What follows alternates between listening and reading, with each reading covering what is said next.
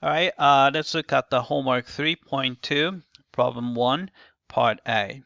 All right, so we have a second order differential equation here. We're going to use power series method to find the solution. All right, so let's do that. All right, first we have x squared minus 1. So we're going to just write that down. All right, then we're going to put the power series corresponding to y double prime. So we get that.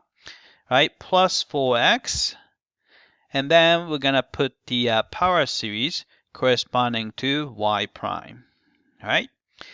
And then you have a plus 2, then we're going to have to put the power series corresponding to y, right? Then set it equal to 0, right?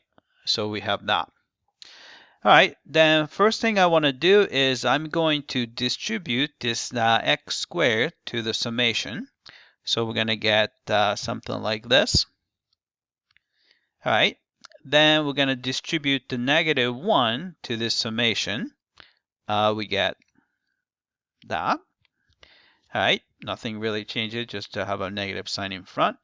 And I'm going to move 4x inside. Then we'll get the summation, which looks like this. And I'm going to put 2 inside the summation, and we get that. All right, then I'm going to set that equal to 0. All right.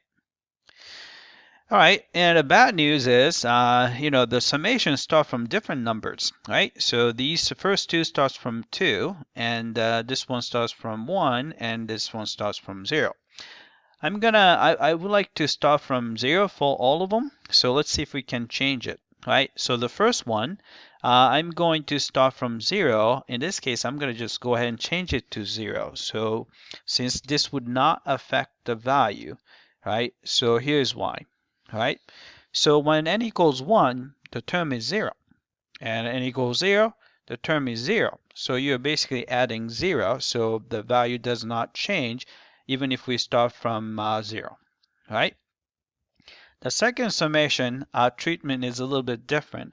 Since I would like to have x to the n instead of x to the n minus 2, what I'm going to do is I'm going to reduce the starting number by 2. Then we have to increase all the indices by 2, right?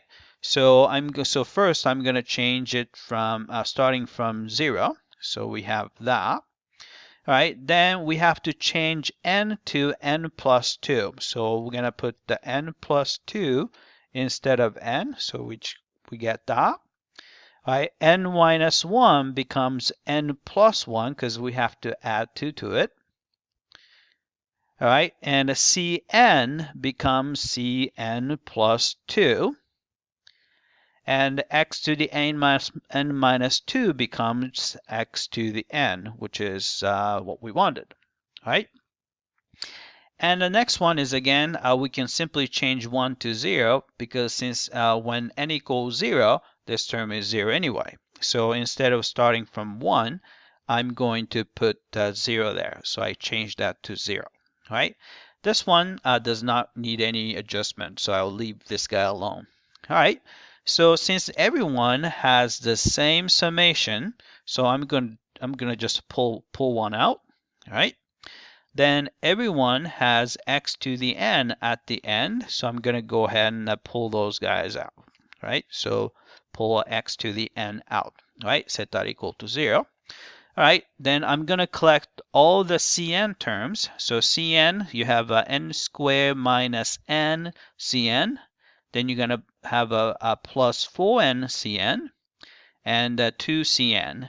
So if you put all the Cn's together, you're going to get n squared plus 3n, because it's 3n, because it's a negative n here, then there's a positive n, put it together, 3n. Right, then you have a 2Cn, so you have a 2. Right, then we have minus n plus 2 times n plus 1, Cn plus 2. So I'm going to just multiply n plus 2 and n plus 1. We get n squared plus 3x plus 2. which happens to be exactly the same, so we can cancel those out. Then you see that if you set this guy coefficient equal to 0, we get the Cn is equal to Cn plus 2. Right? So we're going to get, actually, I should probably say Cn plus 2 is equal to Cn. Right?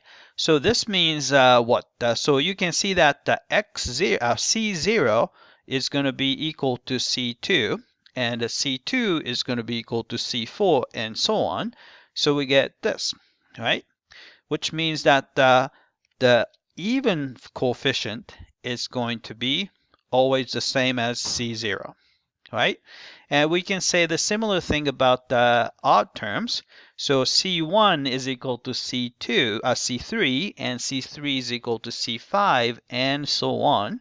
So we know that the Cn plus 1 is going to be always equal to C1. All right, so we can write down the solution this way. So solution is written in the power series, right? So first thing is we're going to split this into even terms and odd terms, which looks like that.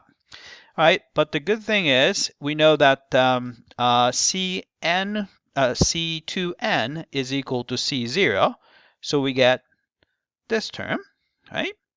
And the Cn plus 1 is equal to C1, so you end up getting that guy. All right. Then what we want to do next is try to see if we can find the a function corresponding to those power series, right? So remember this power series, one of those series that are useful. Right, here's a note. All right, if you have a summation, n goes from 0 to infinity, x to the n is going to be just 1 over 1 minus x. Right? Look at this guy. It's got the same structure, except that you have x to the 2n instead of x to the n. So we can actually tweak this a little bit. So if you want to do x to the 2n, right? So I'm going to just change that to x to the 2n. Then what you need to do is we just have to replace x by x squared. That's the only difference, right? So we get that. So this summation is actually simply 1 over 1 minus x squared. So you have C0 is in front, so I have to put that in, right? Then this summation is the power series for 1 over 1 minus x squared. All right. The next thing is, all right, so we have extra x here. Only difference is this is x times this guy. So I'm going to pull out the C1x, right? C1 is already in front, and I'm pull out x, right? Which means that we're left with exactly the same thing as this summation. So we can put the 1 over 1 minus x squared, right? If you put them all together, we're going to get a function, which is C0 plus C1x over 1 minus x squared, right? That is the solution for this second order differential equation. All right, that's it. I hope that this was clear.